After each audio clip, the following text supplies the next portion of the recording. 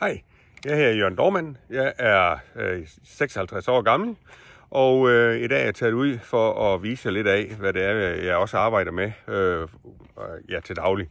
Jeg driver lidt grusgrav sammen med Colas. Det er Colas, der står for selve operationen. Vi har stået for at få det op at køre. Det har taget 14 år for at få den tilladelse til det her projekt her.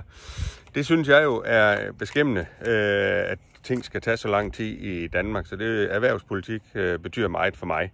Det er det, jeg kan byde ind med. Jeg har sat i byrådet for Dansk Folkeparti, jeg har sat i Folketinget for Dansk Folkeparti, og jeg har sat i Europaparlamentet. Så politisk erfaring har jeg en del af, men jeg føler ikke, at jeg er færdig med at gøre mit til at forbedre samfundet her i Danmark.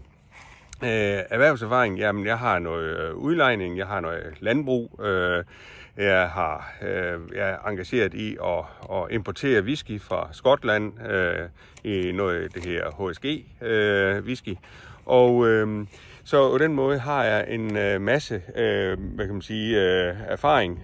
Jeg har også noget det her DG Handel, så jeg laver forskellige ting.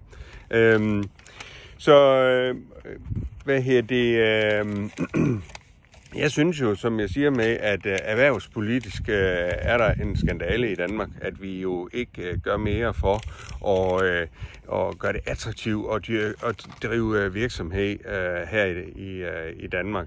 Det er alt for bureaukratisk. Det skal vi have gjort op med. Vi skal også have gjort op med, at borgerne ikke bliver hørt. Jeg er jo halvt statsborger i Schweiz, og jeg er selvfølgelig også dansk statsborger, så jeg har, begge dele. Jeg blev jo selv inddraget i, det politiske system i Schweiz. For eksempel er der jo mange afstemninger, cirka en gang i kvartalet, eller 2 gange i året, ligesom hvad det er for nogle ting, der ligesom er op. Jamen, der bliver borgerne spurgt. Det kan jeg godt lide, at man egentlig spørger og inddrager borgerne. Så der er masser af ting, som jeg synes, vi kan gøre for at forbedre samfundet her, og det vil jeg da stadigvæk gerne være med til. Så det var en lille hilsen fra Jørgen Dormann, som gerne vil gøre noget for borgernes parti, fordi det er et parti, som jeg ser det, i hvert fald kan være med til at gøre en forskel, og hvor man inddrager hinanden. Så det vil jeg gerne bidrage med. Og så tager jeg også gerne på udstillinger. Altså for eksempel så det